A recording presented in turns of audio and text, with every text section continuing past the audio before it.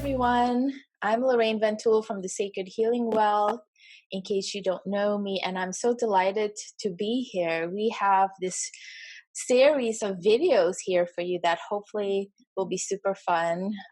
We are attempting to demystify mystery, and I know that is a big task, a big thing to claim to be doing, but we're going to make it personal, and hopefully that will feel a little bit more accessible. So it'd be in terms of our personal awakening journeys, how mystery moves through us, and what the three stages are to anticipate, and what we've seen happen in the different programs we've done working with highly sensitive, wise women. Valerie has worked with me for many years. She's worked one-on-one with me, but she's also been in my in-person retreats and my smaller online courses and my 9-month.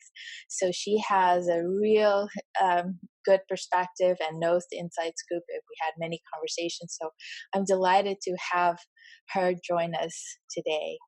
So in the first segment, or actually the 3 segments, if we can name those 3 segments, we've come up with these kind of fun names that are hopefully easy to remember. The first one would be more of like a sleepwalking phase. And that's not meant to be derogatory. I think we all start there, in the concrete world. In my previous video, if you had a chance to watch that, we're all sort of dropped in this concrete world, and we're conditioned by school, our family, society. And so we're kind of just going through the motions and doing what's expected. And if we have any problems with that, there's usually a lot of self-blame. So we'll go deep into that, and we're going to look at 4 key relationships and what those relationships look like. So that would be a relationship with self, with others, with mystery and nature, and with our soul work, or the work we do in the world.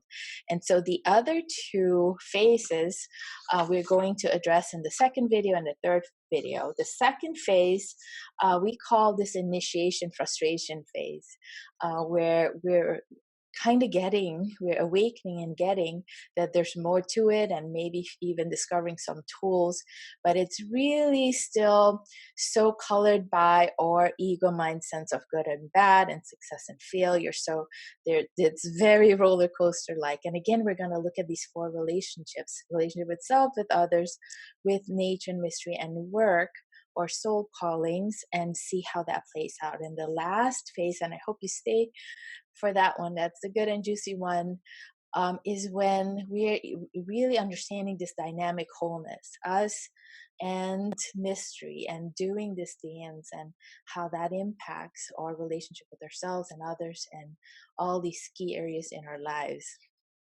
So let's start with the first phase, which is the sleepwalking phase. And I know for me, even in graduate school, when I had the inside scoop and understood what diagnoses were based on, and was aware of some of my own inner protesting that can result in symptomology, I was still pathologizing myself and saying, I'm the one's paranoid. I'm the one, I can't trust myself. I'm crazy. So I know Valerie has some of these similar experiences that you wanted to share as well with our listeners. Yeah, absolutely. I think in that first phase, before I met you and started working with you, I especially felt like, what's wrong with me? And I tried to blame other things, but there was this common denominator that I was just kind of different and not happy. And so I was just wondering what's wrong with me. And I, like you, would go online. I'd be like, maybe I have this disorder. And then ultimately, through working with you, we tackled that question, that there wasn't anything wrong with me, but I think that's what I battled with the most in the beginning. Yeah, and that's such a great point, as I'm also thinking of the many ladies, wonderful ladies we've worked with and guided. Would you say that is a common thing? Like the idea to even think you can reframe that, you can question a system, challenge it, or that you can go against the majority. It's just an idea that none of them had, right? Many of them, it's like, or they do, but just feel like, wow, I don't even stand a chance. Who am I? Yeah, I felt hopeless. I felt so much like almost an outcast at times, and I just couldn't figure out why. I couldn't pretend to be like everybody else, why I wasn't able to in any degree. So, yeah, I never even thought to question that I was maybe right and other things, so many things were wrong. That wasn't even a question that I felt was allowed. And I feel Mhm. like that's a very common theme amongst all the women we've worked with. Mhm. Yeah, and what would you say, I mean, in terms of how this affects how you relate to others, and how, what we've seen in terms of their relationship with intimate partners, with bosses, with friends, with their family.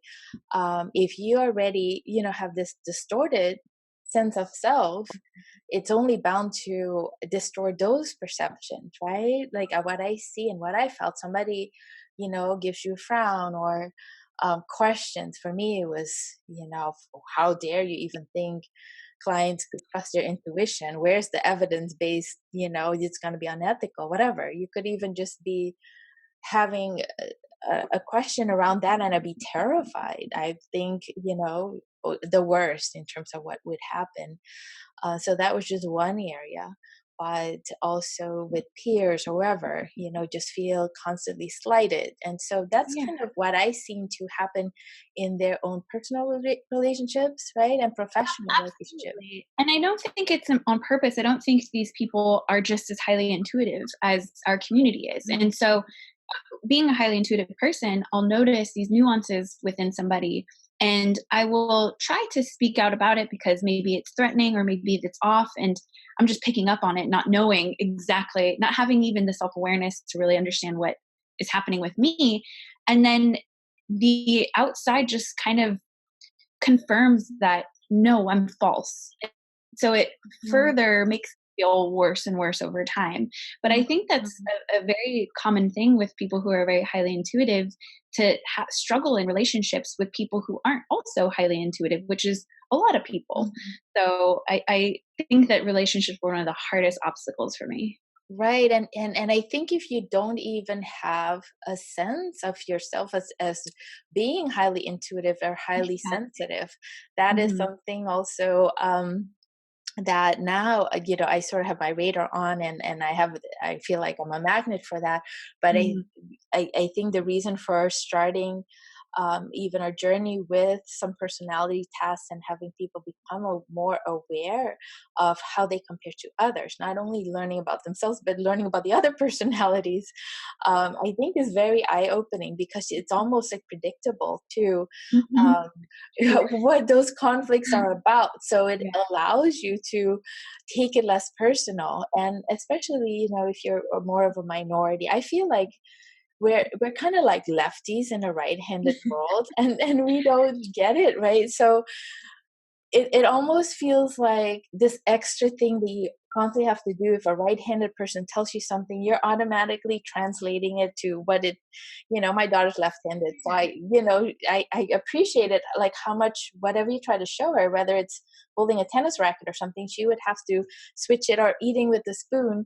It's Yeah. so much extra work to have to switch it. And so it's the same with our minds, our thinking about things. And if you don't even realize that that's happening, there's a lot of self blame in terms of what's wrong with me. I'm just like, Absolutely. dense, or, what, I don't feel like I fit in. And also that people don't care and you can trust them or rely on them. I think that was a theme that came up a lot, right? And this idea of doing all this emotional labor then for them, and not really understanding what your boundaries are, and then you're intuitive on Yes, top of that, exactly. It's right? kinda just like having a superpower that you don't know how to control and that you can't confirm it's there, and everyone is kinda jealous of it, but so they'll kinda put it down without them even knowing. So it's you were kinda like the when I met you, you taught me how to kinda use my power. So but in the beginning, it was I had this gift. What do I do with it? It felt like a burden. It felt like completely Yeah. harmful.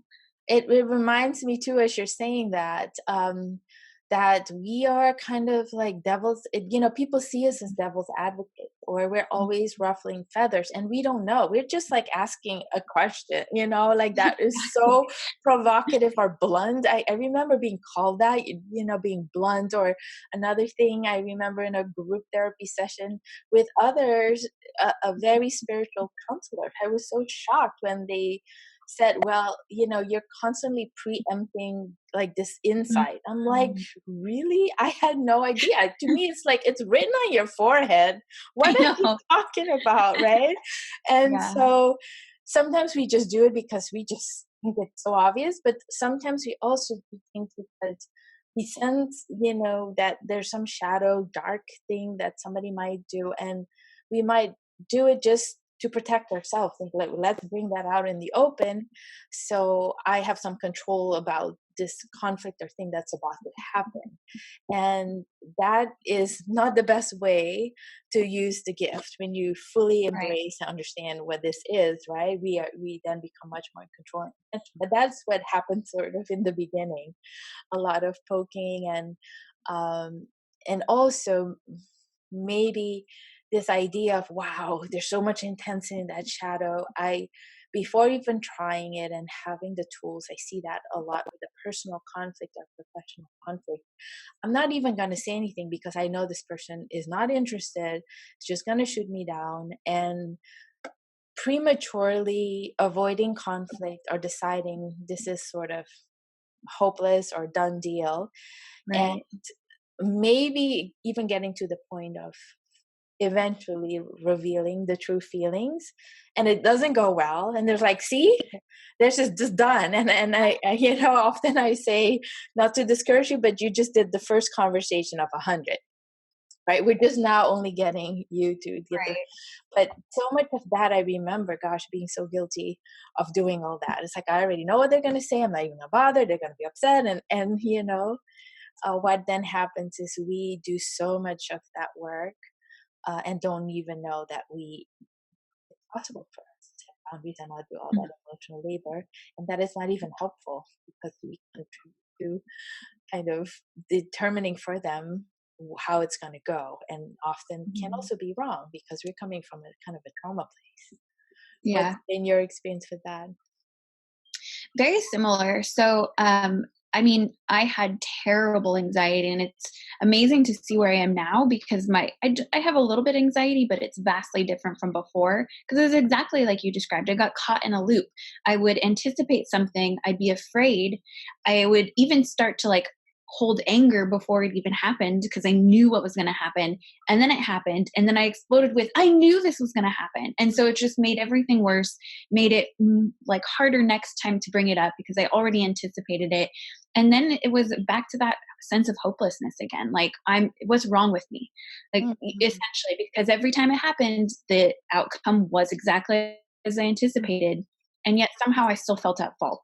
Like I was ruffling feathers without ever trying. So it was very similar to what you expressed. Yeah, and then there are the kinds, very sensitive and don't even dare to go there for whatever reason. It could Mm. have been severe abuse, or just, very shy and vulnerable personality who does not even feel like it's worth it, or very good at dissociating, shutting feelings down so the opposite can happen, completely at a loss of how I even think authentically about what's happening. All of this could be going and on in the mind or not. It could be a complete like depression and Right. anxiety and shutting down, but this is actually what's happening. Now, in terms of your soul work, I'm sure it has influenced, your ability to relate to the. I'm not sure if you, when we first started out, I think you were still getting your teacher credential, wasn't even totally clear Right. what your When calling we first was. started out, I was in college. Yeah. That was a long time ago.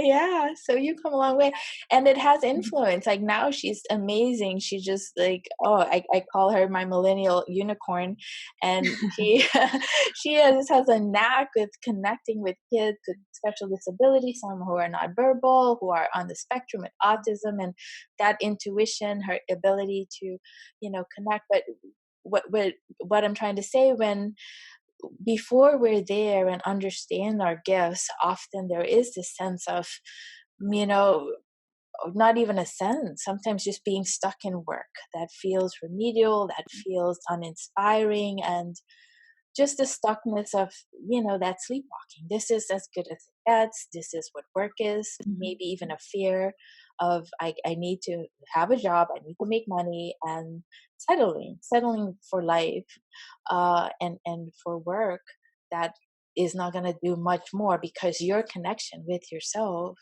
is, shut down also. So I've seen that. I don't know what it was like for you in terms of career explorations and things like that. Um, I've I'm very fortunate, and I'm one of like the very few people have had this experience. As I talk to people, I wanted to be a teacher from when I was 4 years old, and so, Mhm. but it was kind of living in two worlds. When I was 18, I started working in the classroom as assistants and aides, and having that connection was what kept me going. And so, even in college, I did internships at schools, and it was night and day. It felt like I was myself in those spots. And then I leave it, Mm. and you would think like work you'd be happy, but I was like miserable sometimes. And so I remember thinking that that was my light and that was my inspiration, and that's honestly what kept me going at times. But I truly think that it was my calling, and I, being such a highly intuitive person, just kind of picked up on it early on and had my path, and it has helped me a lot towards in my journey towards healing. But I Mhm. know that I'm very fortunate with that.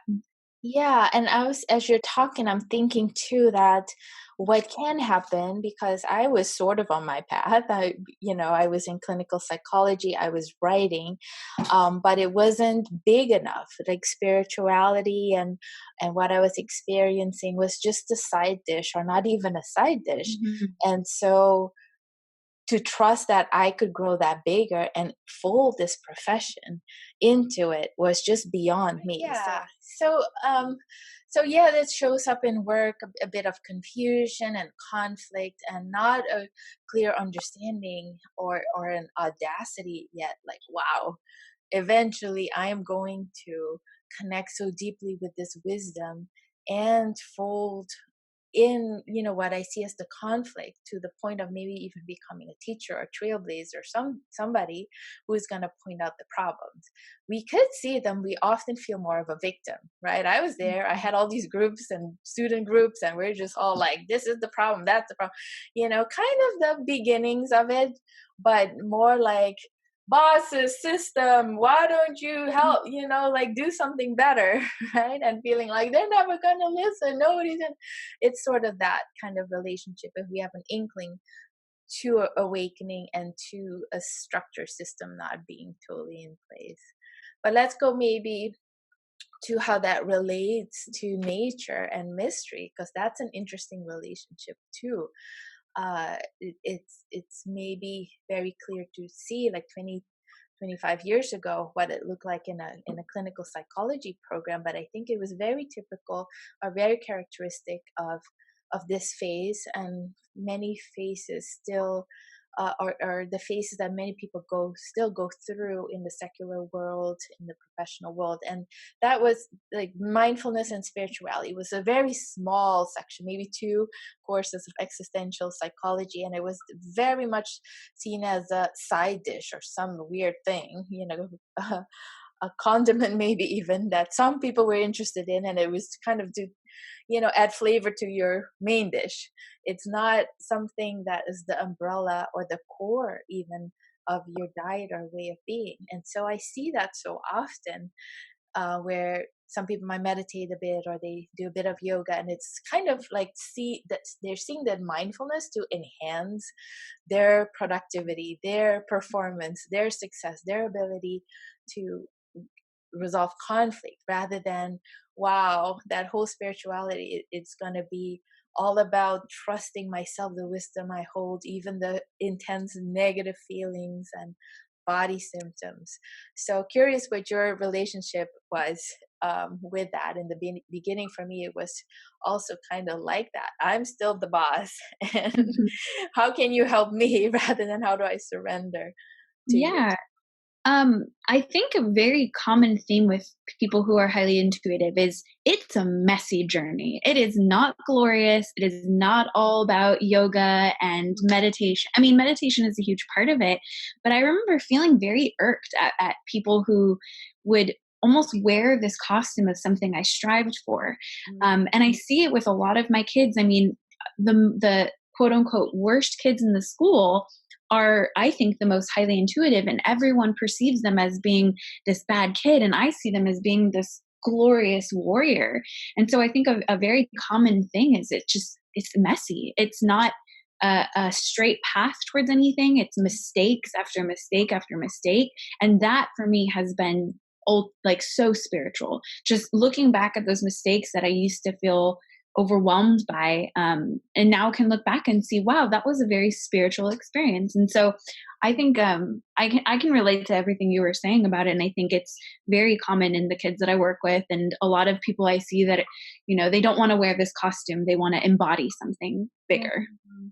Yeah, and that is already, I would say, you're touching on stage two, because I Mhm. think in stage one there is so much of the self blame and the still the pressure and self pressure to fit in the box, and you might have the impulse to act out, or maybe even act out, but a lot of judgment of, why did I do that? Why can't I be like this or that? And not everybody. Some people are more of the rebellious type and they have some inkling of screw all this, but Yeah. a lot of people might do both, act out or be the rebel, but also, sort of internalize Well, some I things. actually, yeah, you reminded me. I just met with this kid last week, and he was put on my radar because he was talking about, you know, killing himself or harming himself at school.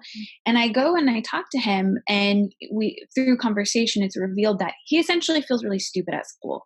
Work is hard for him, math is hard for him. But as I'm talking, he's extremely self-reflective.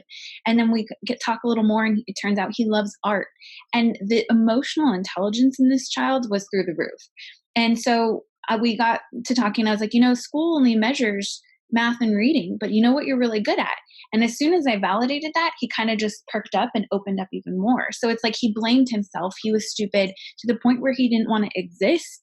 And that was big. But as soon as I just validated that he's emotionally intelligent, and that unfortunately school doesn't measure that and praise it, but whew, he's brilliant in that way. And it gave him something. And now he's been doing better, and we keep checking in. So it's hard to look at your situation and be outnumbered and simultaneously still say, no, I'm right. Because I think a lot of people just blame themselves because everyone's saying you're wrong, you're wrong.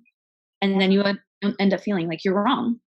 Yeah, that reminds me too so much of so what you're reminding me of is, the many grown women who we work with, and many of them haven't forgotten that there was this inner child, there was this younger self that at one point was so aware, so alive, so attuned with this wisdom, and a series of things happened, very tragic, unfortunate, either at school, with their family, with peers, where they start shutting all of this down. And that's, one of the reasons why it's so important, to go back and try to recover some of these memories and body based, uh, uh, memories of being more alive, and looking at what may have felt like, oh my God, it's so difficult, I was acting up, I was always causing trouble, or this or that, like to really look at what was that about, what were you processing.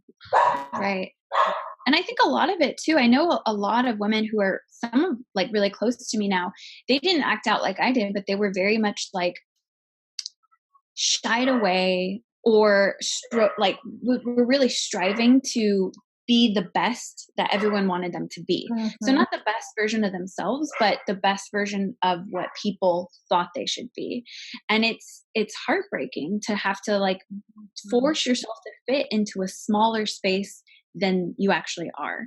And so that's another common thing that I see, other than, you know, a lot of the kids I work with rebel, but there's also another group of kids who have internalized behavior and they just shut down, or they don't talk, or some of them are even selective mutes. So there's a lot of ways that forcing people to fit into a size that's too small for them can express itself. Right, right. So well said. And so, yeah, our relationship with nature or with mystery out there, but also understanding that this lives within ourselves Mm-hmm. is so key. And because then it becomes this sacred well, it becomes this treasure trove that we're going to then be able to excavate and see things completely differently. So that's what we're going to be doing our second segment. So hopefully you'll be able to join us, and hopefully all of this is very helpful and helping you think about your journey, where you are in terms of your awakening, and just look at these phases. As I said, sometimes things happen simultaneously. So listen to the next ones. There are parts of you might be in the more intermediate or even advanced stages, but parts still kind of stuck here. So see you for the next one.